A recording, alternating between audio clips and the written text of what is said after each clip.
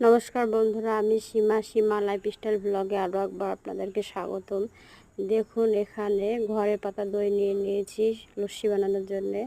গোলমরিচের গুঁড়ো দিয়ে দিলাম, পরিমাণ মতো চিনি দিয়ে দেব, তারপর লবণ দিয়ে দেব। বাড়িতে যদি বিট লবণ থাকে তাহলে সেটা দিবেন, খুব ভালো হয় খেতে। এটাকে এবার ভালোভাবে মিশিয়ে নেব।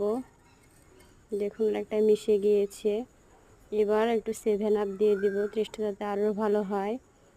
যাদের বাড়িতে এটা থাকবে না তারা অ্যাভয়েড করতে পারেন, কোনো অসুবিধা নেই।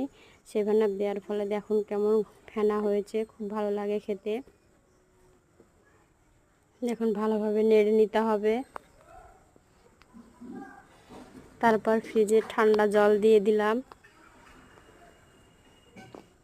এবার ভালোভাবে মিশিয়ে নিতে হবে। আমার ভিডিও যদি খুব ভালো লাগে তো লাইক কমেন্ট করে বেশি বেশি শেয়ার করে পাশে থাকবেন। যদি খুব ভালো লাগে তো চ্যানেলটিকে সাবস্ক্রাইব করে পাশে থাকবেন। দেখুন, এইভাবে আমি গ্লাসে ঢেলে নিলাম।